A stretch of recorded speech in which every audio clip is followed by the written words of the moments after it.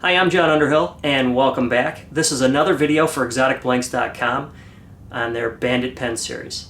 So a while back, I was making some videos, and my good friend Dick Singh came up with a great idea for the Bandit pen.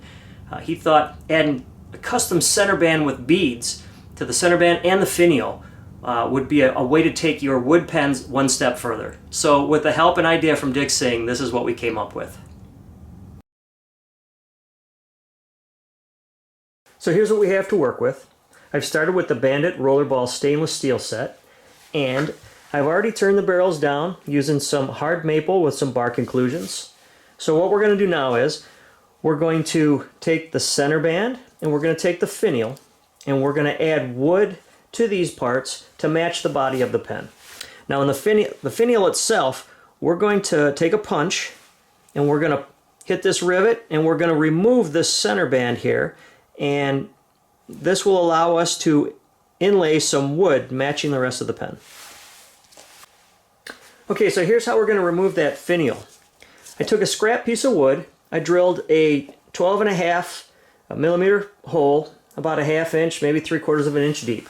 What this allows us to do is take that finial and place it in the hole, and it suspends it off the bottom. Make sure your hole is deep enough that this is suspended. Then I'm going to take a hammer and a set punch, and I'm going to place it over the rivet inside, and I'm going to hit it. What that's going to do is remove that center out of that finial, and now we have something that we can build on. So here's the only preparation that you need to think about when you want to do something like this. So a day prior, what I did was I took a scrap piece of maple and I used 2-part epoxy, and I epoxied that to the wood.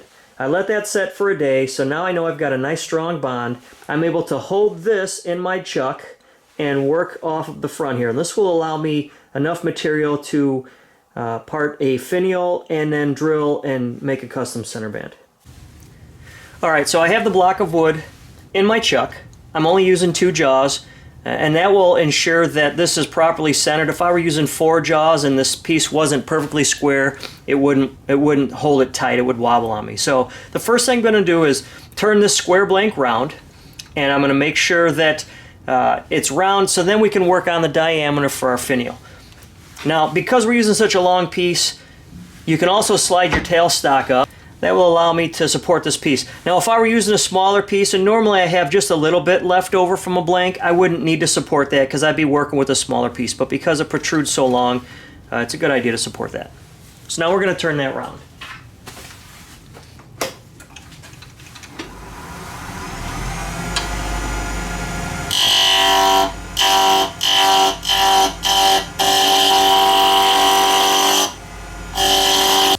So because we're working with wood and we do have these bark inclusions, we may have to come in with some ultra thin CA, and what that's going to do is just stabilize some of this area. You don't want to go crazy with it. I'm going to use the whip tip on this and just touch over the bark. Even though I'm not going to get down to a lot of this right now, I want to make sure that nothing's flying out on me. So we're just going to lightly saturate some of those areas, let it soak in a little bit, and this stuff is thin like water, so it's going to soak in anywhere that it can. And then we're just going to give it a shot of glue dry. And we're going to let that sit for a little bit. Alright, so now what I'm going to do is I'm going to come in here and I'm going to turn down about the width of my carbide cutter, and that will give me just enough room to work for the finial tip.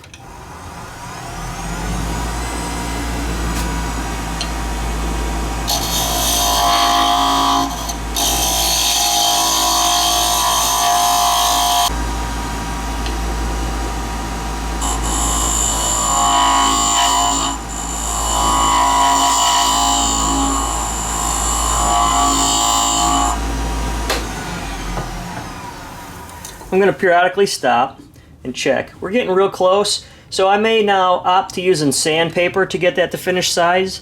That way I don't overturn that.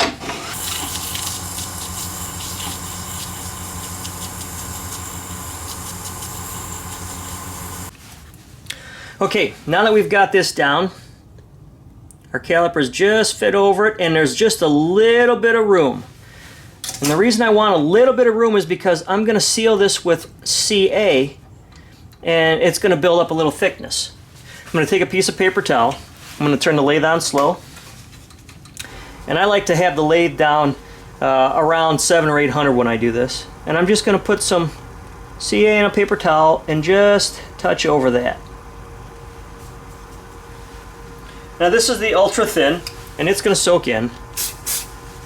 And I'm going to do this a couple of times, that way I know I have a nice coat, and again, it's going to soak in on you the first couple of times, so I want to build up enough of a finish that it will allow me to use a little bit of moisture when I finish the surface of it without wicking in underneath the finish.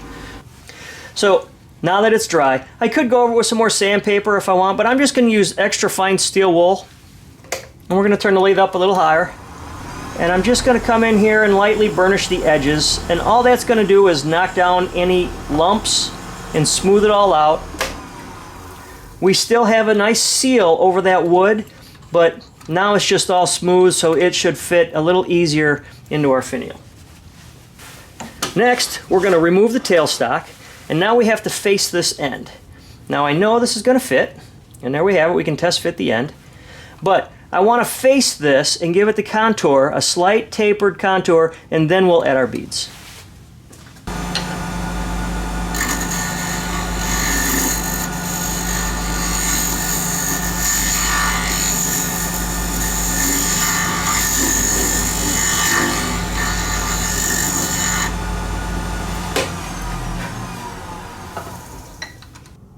Okay, so here's what we have now.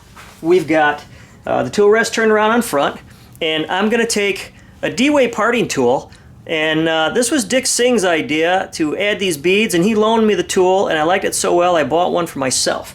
And I like it because the flutes run down the top edge and not on the face, so it allows you to get in them tighter, smaller areas.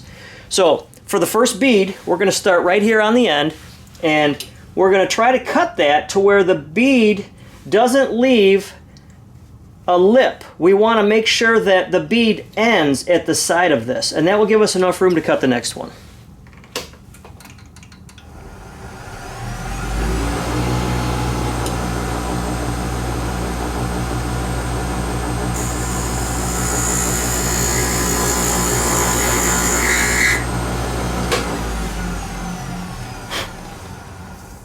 Alright, so there's our first bead. Worked out very well.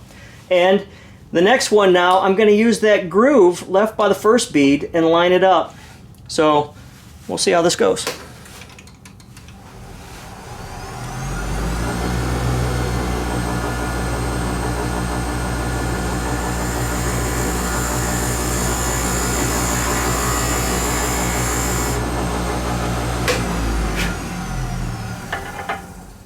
All right, and there we have it. All right, so now what we're going to do, we're going to just take some, I'm going to take some light 600 grit and just lightly sand around this.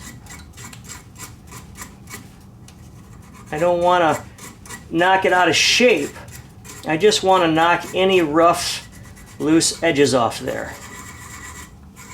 That knocks off any ridges.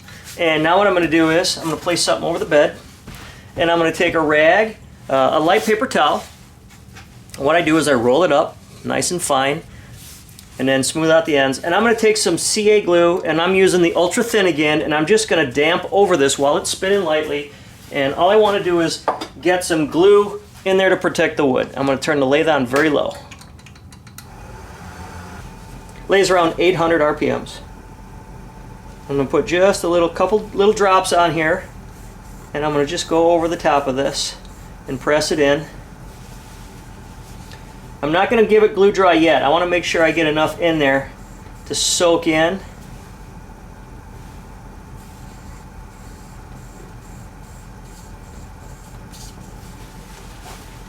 Now I'll hit it with glue dry.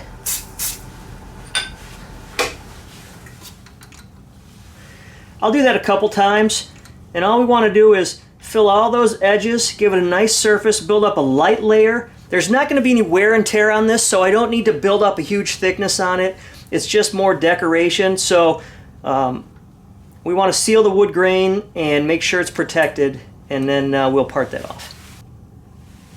All right, now that you've got your glue on there, we're going to want to polish this up a little bit I'm going to take some light, I'm going to take light pressure with the steel wool, and I'm going to turn it by hand so I don't get too aggressive and remove any of my glue finish, right? I just want to knock down any unevenness. And then I'm going to take just a couple drops of water.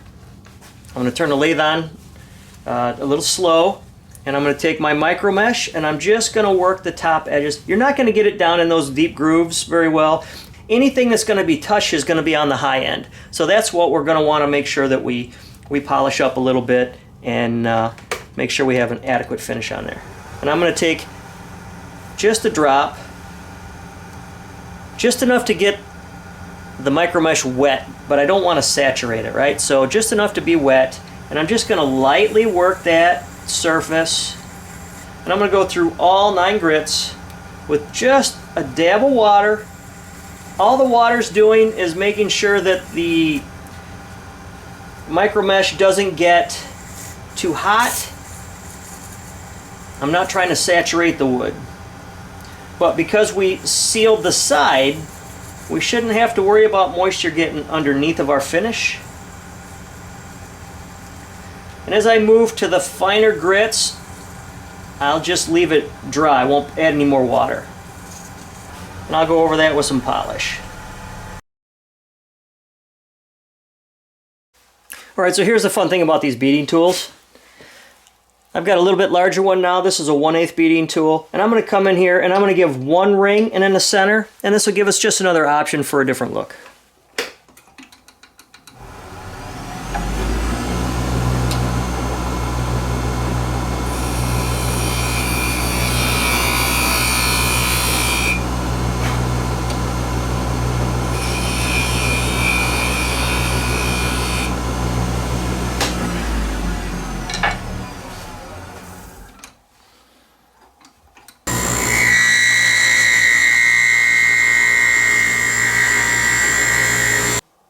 Alright, so here we have them both parted off, and our finial will just slip in like so on top, and it's just basically whatever look you're going for. I'm going to make a pen for each of these, something a little different. Now, one thing to remember, you're going to press this cap into your pen body during assembly time before you epoxy these into the top. Once you've pressed this in, then mix up some 2-part epoxy, dab it around the hole here, and then just drop this in. And this can all be seen just like we did with the acrylics in the color cast bandit video. And here they are finished, our 2 custom wood beaded finials seated on their pen caps. If you want to see the center bands and how they're constructed, be sure to check out part 2 of this video. And for more ideas customizing your bandit pen, check out the bandit series at exoticblanks.com. I'm John Underhill. Thanks for watching.